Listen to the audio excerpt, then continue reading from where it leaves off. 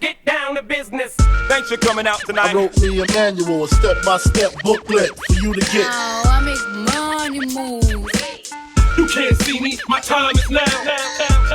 What up, guys? Welcome back to the Fitness Times Business Podcast, the show created to provide you with the practical and strategic advice to help you level up in fitness, business, your career, your relationships, and your life. My name is Joseph Mansell. I am your host, back with another installment of Your 4. I'm joined by co-host Brandon. Hello. Man, we are busting these Your 4 episodes out at the moment. Consecutives, yeah. This is what happens when you go on leave for like 6 months.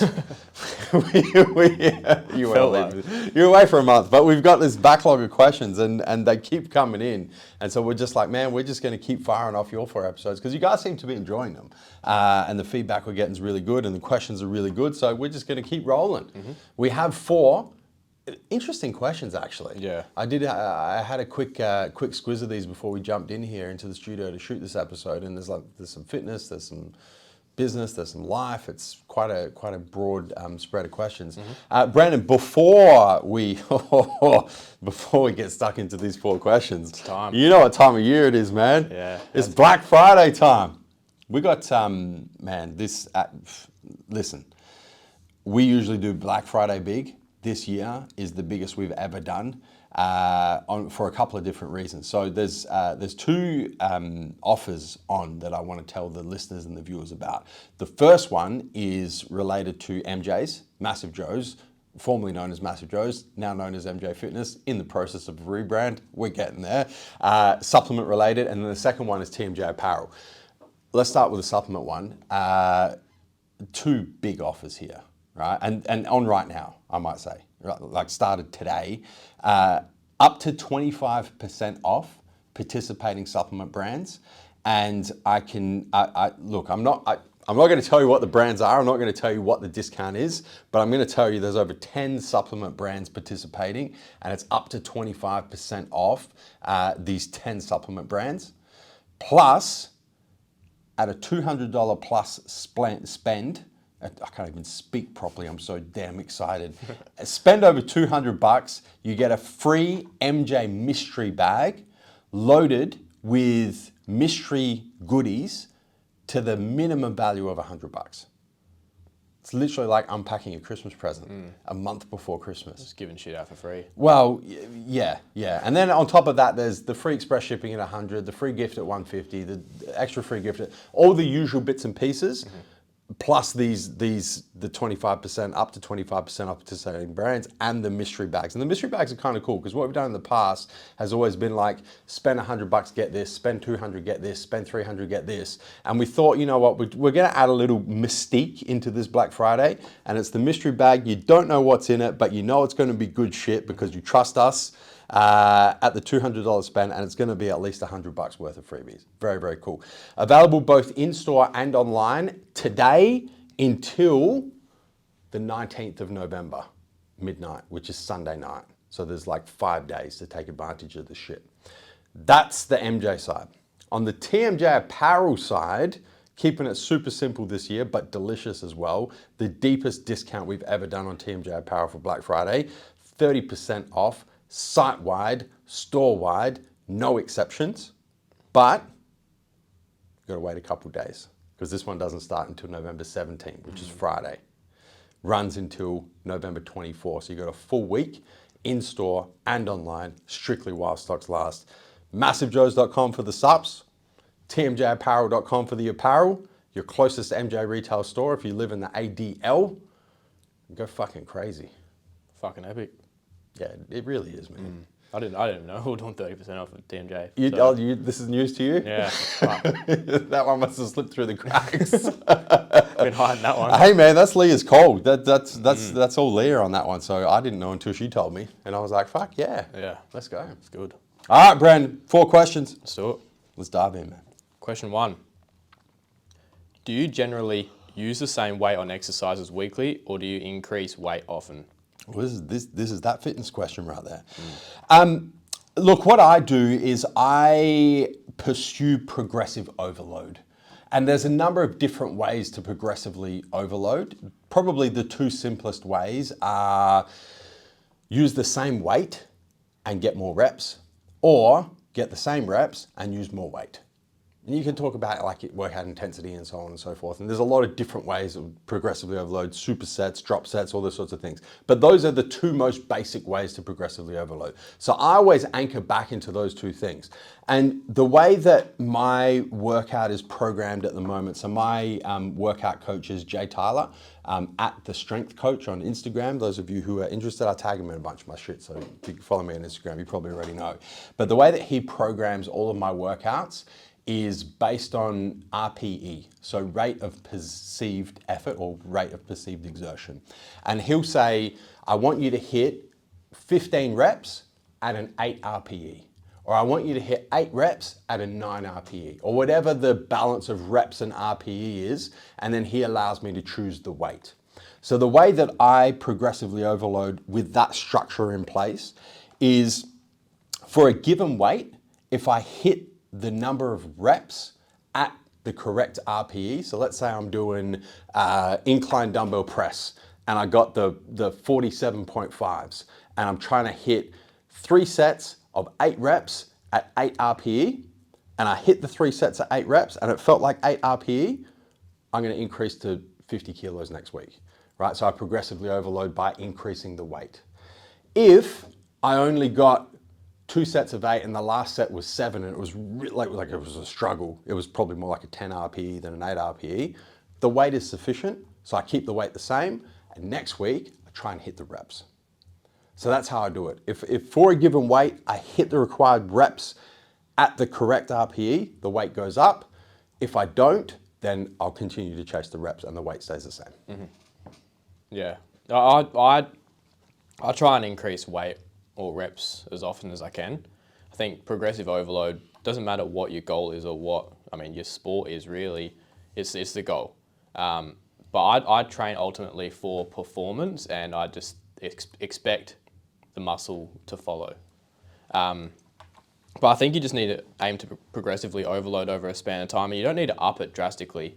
I mean, you're taking a different approach. Yours is a far more calculated approach, whereas mine's just, if you're not tracking your workouts already, you need to be tracking them. You need to get an MJ Fitness journal. Yeah, like straight 100%. up. Yeah, that was a game MJ changer. Fitness training journal, I should Yeah. say.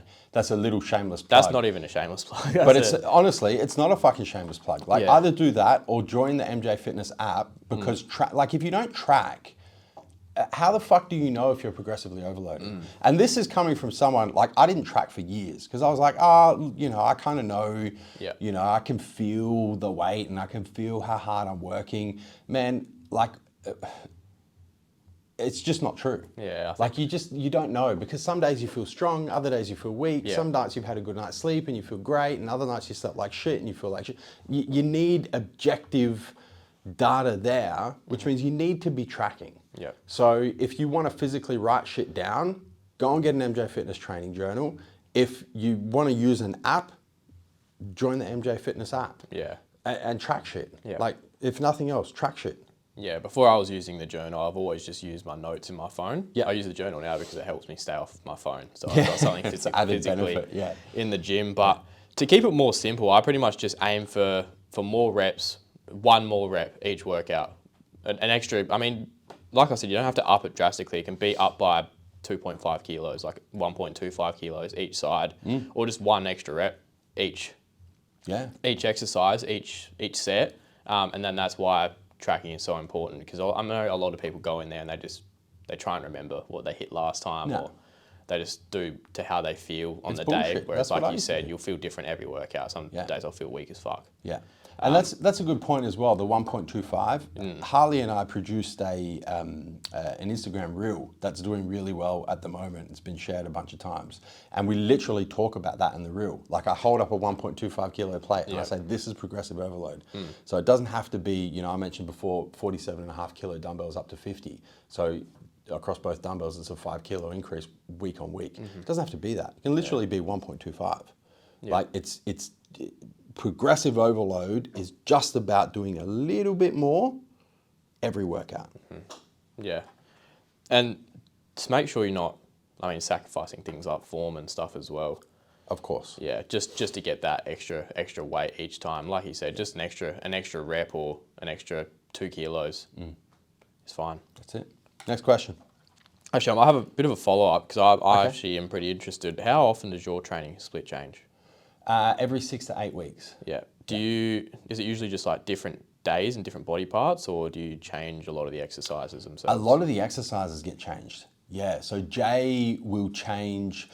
Honestly, man, now the actual like split, so like Mondays is back and biceps, Tuesdays is chest and triceps, Wednesdays is a rest day, Thursdays is shoulder. Like that doesn't change like hardly ever, but the exercises change. Like every time that he reworks a workout split for me, every 6 to 8 weeks, all of the exercises change.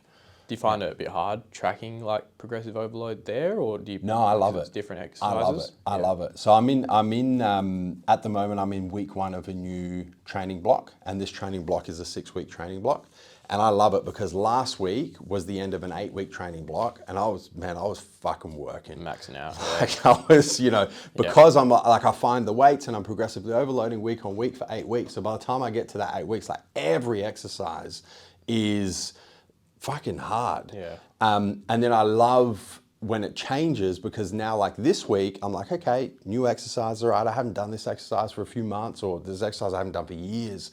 Let me find the weights, let me try and make sure I'm at the right RPE. And it's almost like it's a bit of experimenting for the first couple of weeks. Yep. And then I hit my stride, and now we're fucking working. Yeah. So I really enjoy it. Just even like psychologically, I really enjoy it, and I think physically my body benefits from it as well.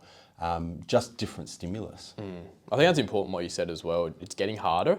Yeah. Whereas I think a lot of people go into the gym or they've just started training and they think, okay, the stronger I get, the easier it's going to get. No. Whereas you're just getting stronger, but you're still challenging yourself every workout, and you're still trying to add more weight, add more reps, get stronger at that movement. So Yeah. Well, and that's progressive overload in a nutshell. And if you stop doing that, you stop progressing.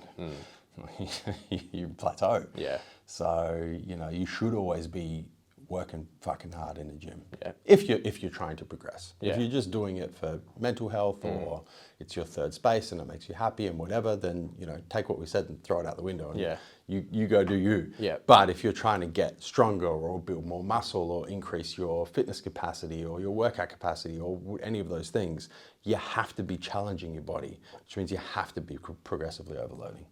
awesome. Next question.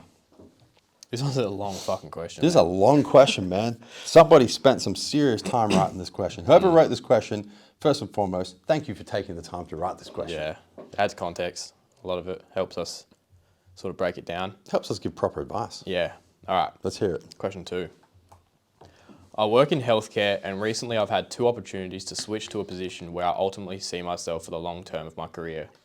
I interviewed well, presented myself as enthusiastic and longing for this type of position, but it wasn't until they actually offered me the job that details like schedule, hours, pay, etc.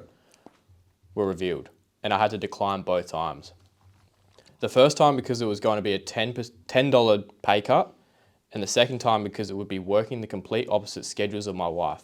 We're newly married and want to have kids soon. So now I feel like I've painted myself in a negative light to the management because I'm not taking this opportunity that's been presented to me. And then he's got 2 follow-up questions sort of specific to each of us. So to me, have I ever had to decline a job offer that I thought I originally wanted, and how did I go about it? So I haven't actually had to turn down a job because of salary, flexibility or whatever, but I've had to choose out of the 2. And it was ultimately because of career progression, whereas the other job actually offered me a higher salary. So you say here that it's a position that you see yourself in the long term, but money and work-life balance is what's important to you. I think if that's the case, you just need to be honest and communicate that with your employer and then live with that decision. But like really, really think about it, because if the career progression is there, like the opportunity to upskill and increase your salary, maybe the short-term, bit lower salary and not ideal hours are worth considering. I'm sure you have considered it, but do you have any thoughts on that before I get to your specific No, I just want to sit on your thoughts with that. Yeah, Yeah, I'm sure we'll have a follow-up because I've just had a quick squiz of the question for me and they kind of tie together. So. Yeah, okay. Well, to Joe, as a business owner, would you be reluctant to hire me? There's a bit of a typo there. Would you be reluctant to hire me if I applied for that same job in the future, even if I made sure to communicate why I was turning down the offer and that I'm still interested in that line of work if the variables like pay, scheduling were different? I think like your answer was great, and I think the most important thing here is open, honest, and vulnerable communication. And I have been in this position a number of different times. I was literally in this position 2 months ago with one of our employees who I offered a position to that was a step up, and this employee turned that position down and communicated why they didn't feel like that was an opportunity. Although they are interested in the opportunity, right now at this point it wasn't an opportunity that they wanted to pursue. I think communication here is super important, and I think any good leader will respect and empathize with the reasons for declining the opportunity if you're open, honest, and lean into the vulnerability around why. You can't kind of dick around, and you can't kind of go, yeah, no, I'm not interested, and then not provide context why, because that's going to be received completely different. If you just come straight out and say, look, I'm not interested in this opportunity, full stop, end of discussion, then no, I'm not going to consider you for it in the future. Yeah. Because I gave you the opportunity, fucking turned it down, and you didn't tell me why you turned it down. So I'm not going to think of you in the future. Yep. Multiple situations. I can literally think off the top of my head 3 times. So there's probably more like 5 to 6, but I can think of 3 times where I've been in this exact situation. The person has communicated at the time why the opportunity didn't suit them, and most of the time it just wasn't the right fit for them, whether it was career progression. It's never actually been a pay situation, not yet at least, but whether it was career progression, whether it was something that they wanted to pursue at that point in time, the hours thing has come up before. They've communicated it to me. I've said, yep, cool, I get it. And I've offered it to them again later down the track. And usually later down the track, they've accepted it and done a great fucking job. Yep. So that's how I have dealt with the situation. I think, yeah, I want to give valuable advice here, because I can't kind of say that's how I deal with it. But if your boss is different to me, then they're going to deal with it completely differently. And what the fuck was the point of my answer? So I want to make sure that I try and give value here. I think the value that I can give is to lean into that communication aspect, and you got nothing to lose, right? So if there's a problem with the pay, say there's a problem with the pay, right? If there's a problem with the hours, say there's a problem with the hours. If there's a problem with the scheduling, say there's a problem with the scheduling. If you have the courage to have that uncomfortable conversation, you never know, like it could be negotiable, right? So the offer on the pay, if I'm going to say it's $10 per hour less. Okay, well maybe we can meet in the middle. You know, maybe we can't give you what you're currently being paid because there's a different position, different responsibilities, but maybe we can go to like $5 less. You know, if the scheduling is an issue and it's really important to you that you have time with your wife, you guys are newly married, okay, do we have flexibility around that? Can we? But if you don't have the courage to have those uncomfortable conversations, you're never going to get to that point. So that's my advice, right? Is be open, be honest, communicate. Don't get scared by the situation or how it's going to be received or whatever. Lean into it. Cool. Question 3. How will the new TGA capsule regulations affect MJ's stock and business? Timely question. I was actually, so I recorded a video back in 2020. It was 3 years ago. It was November 2020. And I was watching it a couple of days ago because there's been a lot of talk about this.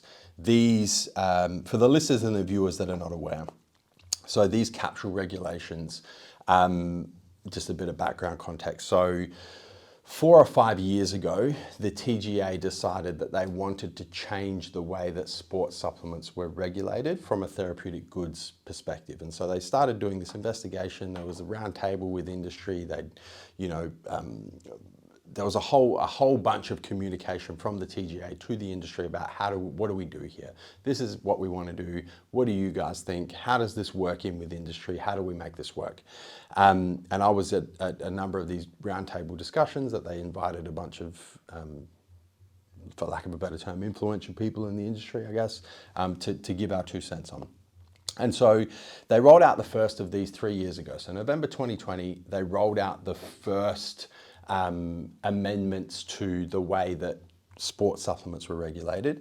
And the first amendments were if you had dynamine or dendrobium, I think, or if you included any ingredient that was on the WADA prohibited list, or any ingredient that was in the therapeutic goods schedule of poisons, and you were advertising as a sports supplement, you are now a therapeutic good. So that was step one, that was 3 years ago. Then they said, if you advertise as a sports supplement and you're in capsule form, you are now also a therapeutic good. But we're going to give industry 3 years to sort their shit out before this comes into play. So they announced that back in November 2020, and they said this will come into play on November 30, 2023. So now we're 2 weeks and a day away. It's been 3 years, and now this is going to take effect November 30, 2023. So if you advertise as a sports supplement and you are in the form of a pill, a capsule, or a tablet, you are now classed as a therapeutic good. You have to comply with the Therapeutic Goods Act. You have to be registered as a therapeutic good on the Australian Register of Therapeutic Goods, and you can only use these certain ingredients and these certain doses, and you can only make these certain claims. That's the background. Back to the question. How will it affect MJ stock and business? Well, effectively, we can't sell any of the capsule products that we currently sell that aren't on the Australian Register of Therapeutic Goods. We deal with a bunch of different brands. A lot of them have capsule form products. The only ones that are on the ARTG are the Herbs of Gold products. So we can continue selling Herbs of Gold, vitamin C and fish oil and vitamin D and all of these capsule form products. But for example, all of the first form capsulated products, we can't sell after November 30. All of the Primabolics capsulated products that are quite popular, we can't continue selling after November 30. So all of those capsule products that are not going to be on the ARTG, not registered as therapeutic goods, we can't sell after November 30. That being said, there's been 3 years. So a lot of these brands have had the last 3 years to take these capsule formulas and put them in powder.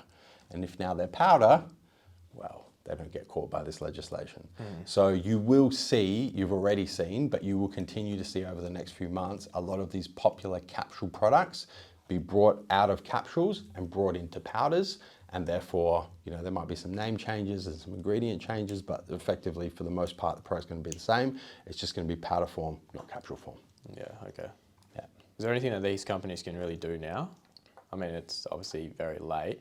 After that law has been, like, after November 30, Yeah. is there anything they can do? Or is it just, can they like register? Like, I don't really understand what like Herbs of Gold have done to be able to. Yeah. Yes. So Yeah. yes, you can. Yeah.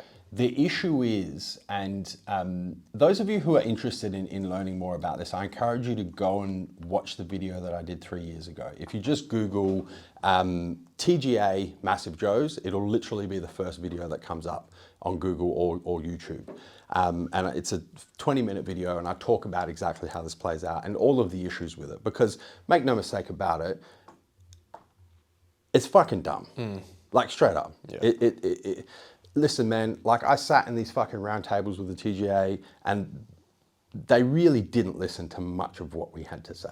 They kind of knew the direction they were going to go, and I think that they held these roundtables just to say that they'd considered industry, but like nothing that was brought up at these roundtables was actioned upon. Like, literally nothing. So you reckon they already had their mind? 100%. They had the framework, and the framework was what got rolled out. And really, the one thing that I guess they gave a bit on was the 3 year time frame for industry to kind of, get its shit together. But it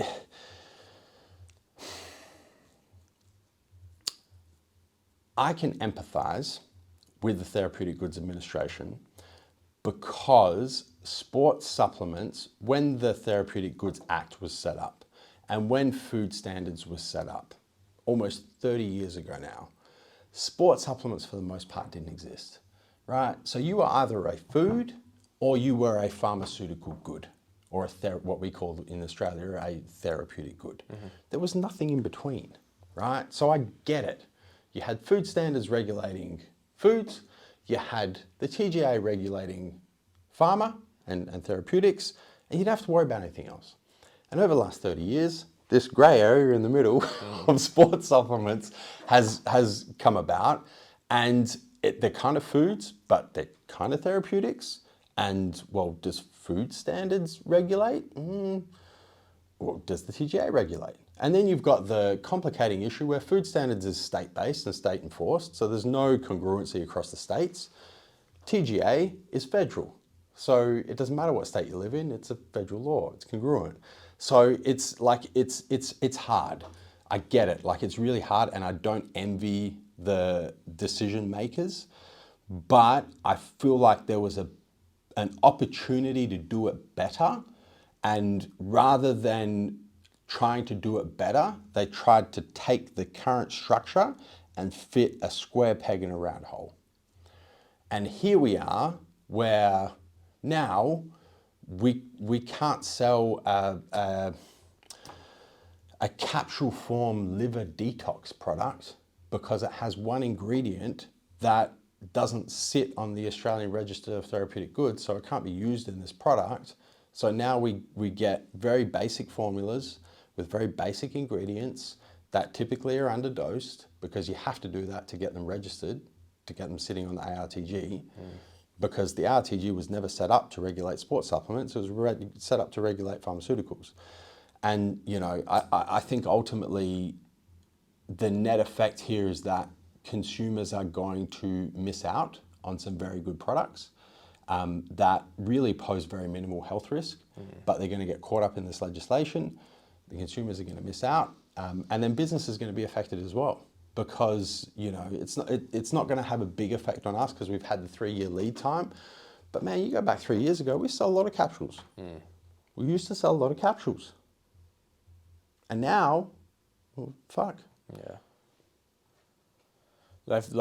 There's been a lot of changes over the years that the TGA has brought in. Have any of them been this drastic? This is the biggest one I've seen. Yeah. Yeah, because usually it's like an ingredient One gets ingredient, banned. yeah. Like everyone remembers Jack 3D, DS Craze, and then they banned DMAA, right? 1,3-dimethylamylamine. And so that knocked that, but that was just one ingredient. So all of these products, they just took the ingredient out, reformulated, put something else in. Yeah.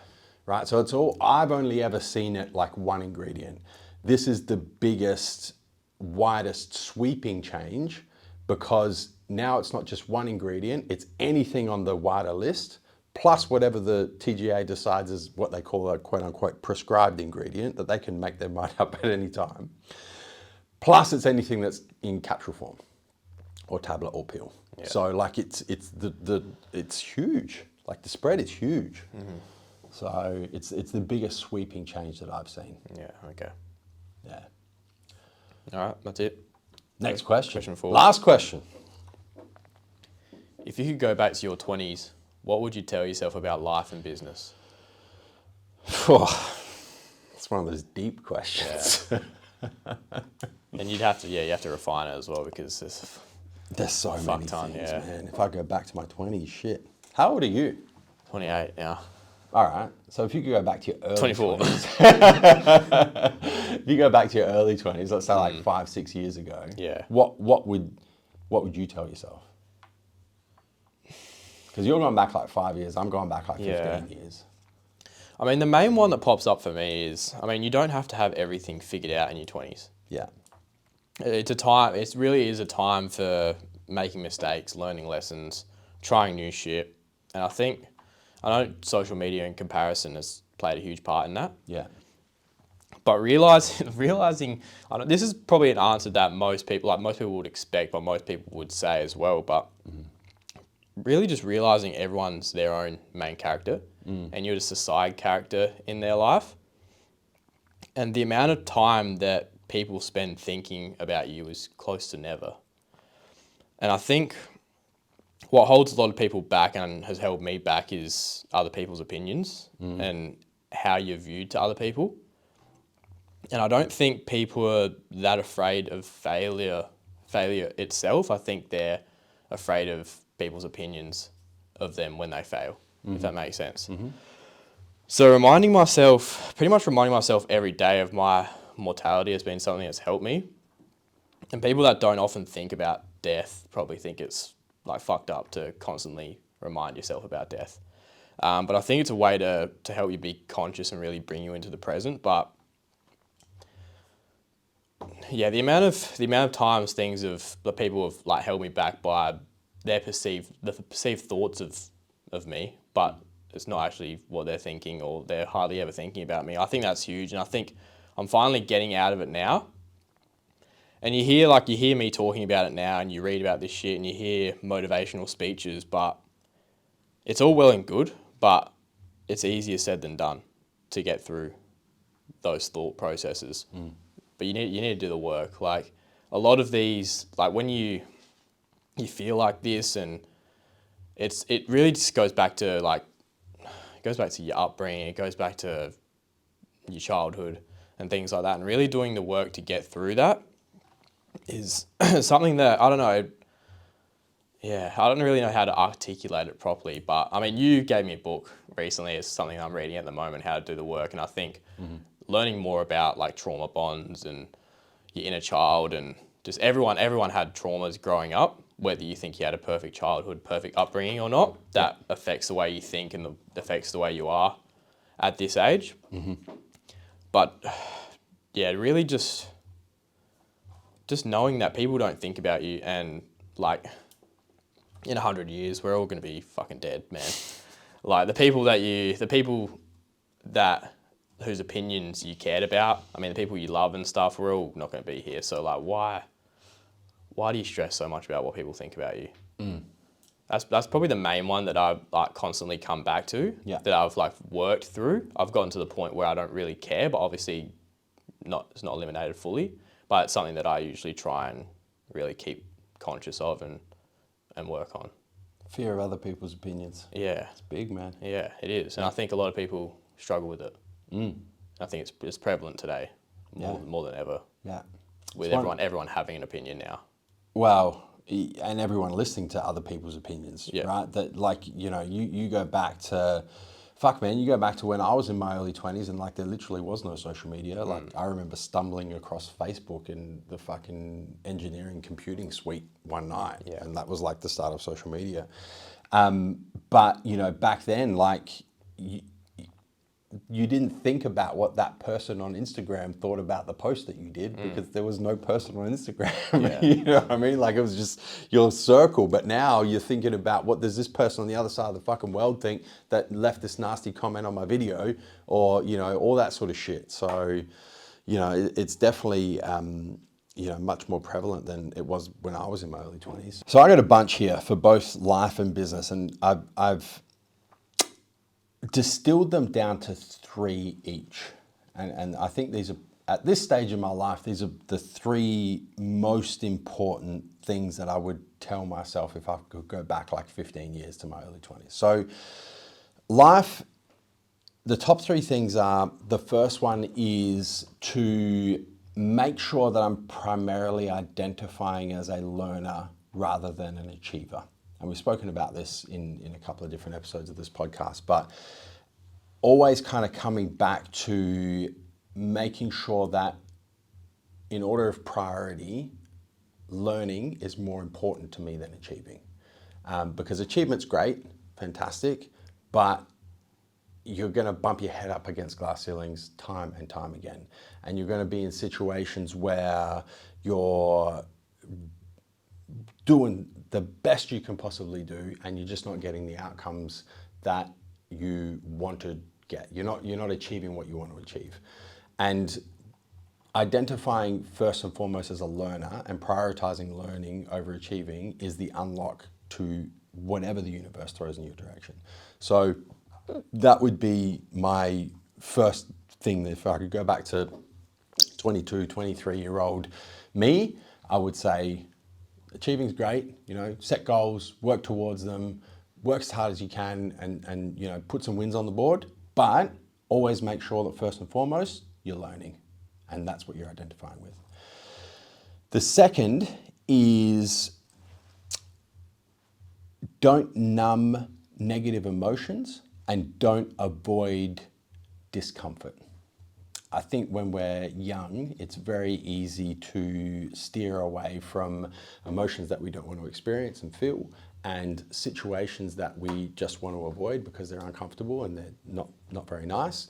And we're like, you know what, we can stuff all those fucking emotions back down here and we can avoid all this uncomfortable shit. And as you get older, you understand that all you're doing is sweeping that shit under the carpet, and it's going to appear at some point later in your life. And the other aspect of that is if you consciously numb negative emotions, you're unconsciously numbing positive ones as well. So your ability to experience happiness and joy and bliss and fulfillment and all of these beautiful things that are coming your way, if you numb your ability to feel sadness and frustration and anger and grief and all of these negative emotions, you're actually also numbing your ability to lean completely into the positive emotions. And there is a direct correlation between the two. And I know because I've had the life experience to know.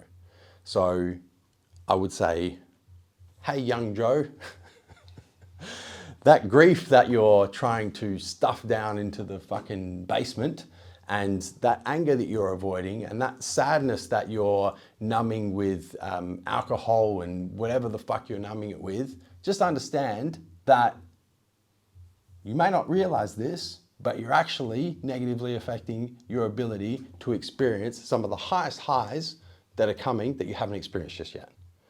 So that would be my second piece of advice. And then the third one is my little personal mantra. Only good things happen for me. And specifically, I would remind my younger self that as much as I wish that I can control the things that happen in my life, I am completely insignificant in the big scheme of things. And the universe does not give a fuck about who I am and what I want. And things are going to happen. And I have absolutely no control over them. The two things that I can always control is whether I perceive those things as good or bad, and whether I perceive those things as happening to me or happening for me. My advice to a younger me would be always perceive things that are happening as good, and always perceive them as happening for you, not to you. And know that you can never join the dots of your life looking forward, but you can always join them looking back. And you're not going to know how the dots are going to join until you get to a point in your life where you can look back and go, that thing that I thought at that point in my life that was the worst fucking thing that could happen and happened to me and knocked me for fucking six, now I can see that was actually the best thing that's ever happened for me, because it led me on the path that led to this, that led to this, that led to this, that led to this. So I would just remind myself of that. In business, this is an interesting one because I have a lot of business lessons. And back in my early 20s, I thought I knew a lot about business. I knew fucking nothing about business. So once again, to distill down to the three lessons that I would pull out, the first one is so fucking cliche, and we've heard this time and time again. But the more business experience I have, the more that I know it to be true, is focus on profit, not on revenue. The old saying in business is profit is sanity, revenue or sales is vanity. Or, there's a few different ways to say it. But If you're focusing on profit, you're sane. If you're focusing on top line sales or revenue, it's all ego. And it is a 100% true. And I have been caught up in this so many times, it makes me feel fucking stupid looking back at it, because I was like, why didn't I learn that the first time? And then I went and did the same shit again. And then I learned a little bit, but it wasn't enough. And I did the same shit again. But it's such an important business fundamental, is you can be doing all the fucking sales in the world. You can have top line growth. You can have top line revenue growth. You can chase that $1 million, $10 million, $100 million, $1 billion top line growth. If your expenses are too high, you're not going to have a business for very long. So that's business lesson number 1. Very, very valuable. Business lesson number 2 is to always keep your back up against the wall. And what I mean by that is, when I first started in business, which was my early 20s, actually my late teens, my back was up against the wall. I had like nowhere to go but forward, because I didn't have anything. So I was fucking hungry and I was desperate, and I didn't let little shit slide because I couldn't afford to, because my back was up against the fucking wall. As I had some success, and as I started notching some wins on the board, my back come up off that wall, and I lost a little bit of the desperation. And because I lost a little bit of the desperation, I got a little bit complacent. Because I got a little bit complacent, I started letting shit slide. So you know what? We're growing, all good, opening new stores, top line sales are growing, bringing on new staff, new products. It's all happening. It's all happening. You know what? Missing that Instagram post, that's no big deal. We're all good. You know what?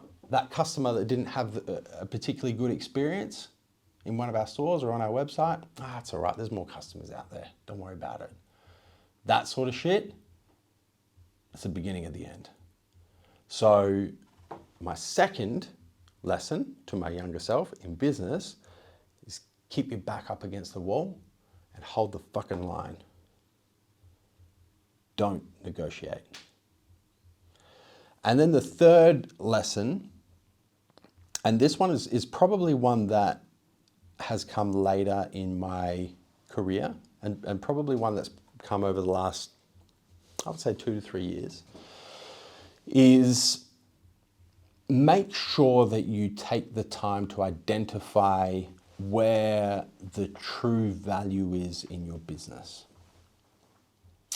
And this is going to be very much dependent on the line of business that you're in, but it's very easy to get caught up in chasing growth and chasing dollars in business, and not actually taking the time to go, shit, is this actually sustainable over the long term because there's real value here?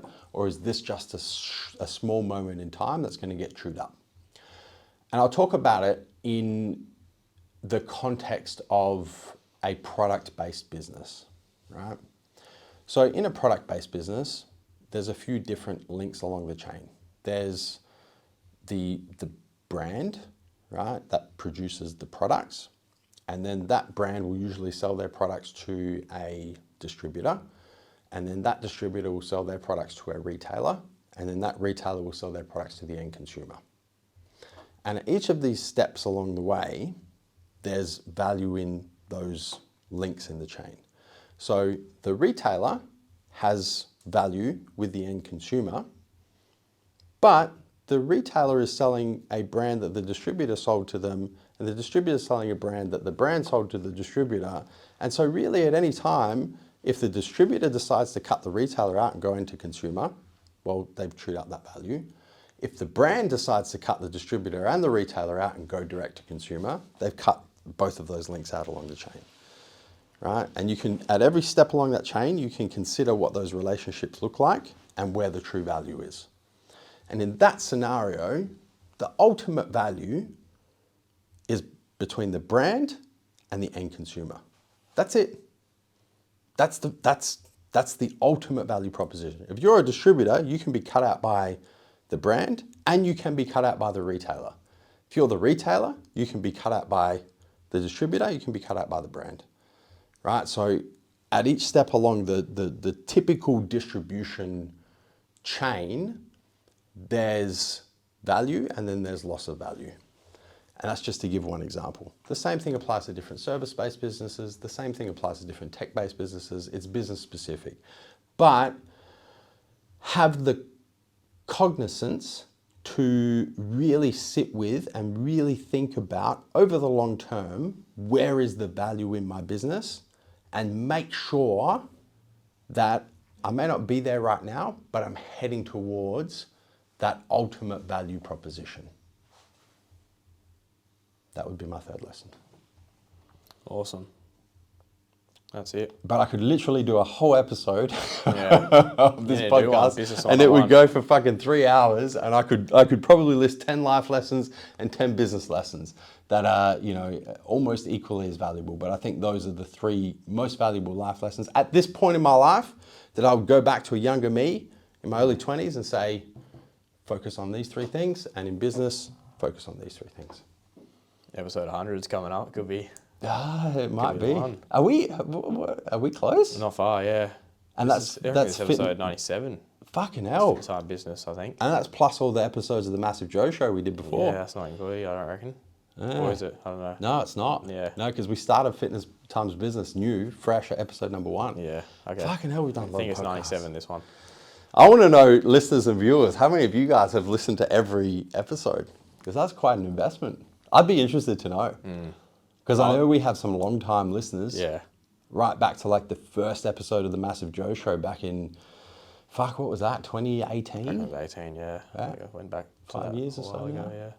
Yeah, no, we'll see. I have to Yeah. keep that in mind. I didn't realise we were so close. Yeah. Also, if you have any ideas that you'd like to hear for episode 100, Well, there you go. any special guests, any Yeah. special topics. Yeah. Speaking of ideas, if you guys have any questions, we're still working through a backlog, so there's a few that we're working through. But if you have any questions that you would like us to consider putting in the next episode of Your For, the best place to send them straight to Brandon on Instagram at Brandon Verde, BIANDONVERDE. That's the best place to send them. You can send them to me as well. I just take a screenshot and send them straight to Brandon.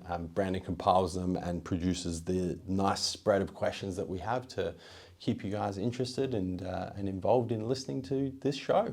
That's it. Brandon, Thank you. I almost forgot. The one thing we ask in return is if you guys have enjoyed listening and you've taken some value and you've been entertained over the last, I don't even know how long this episode's gone, almost an hour. The one thing we ask in return is that you share the show. One of the best ways we love seeing the show shared is to take a screenshot right now on your favorite podcasting platform or YouTube if you're watching the video version. Post that in your Instagram story or your Facebook story or your TikTok story, whatever fucking social media platform you're on. We don't care. But make sure you tag us in that because we love seeing those tags. We like to reshare as many of them as we possibly can. That's the one thing we ask in return. That's it. Yep. Brandon, thank you. Thank you. It's been another awesome episode. Guys, you could have been anywhere in the world right now, but you were here with us. We appreciate that. Until next time, we'll catch you on the flip side.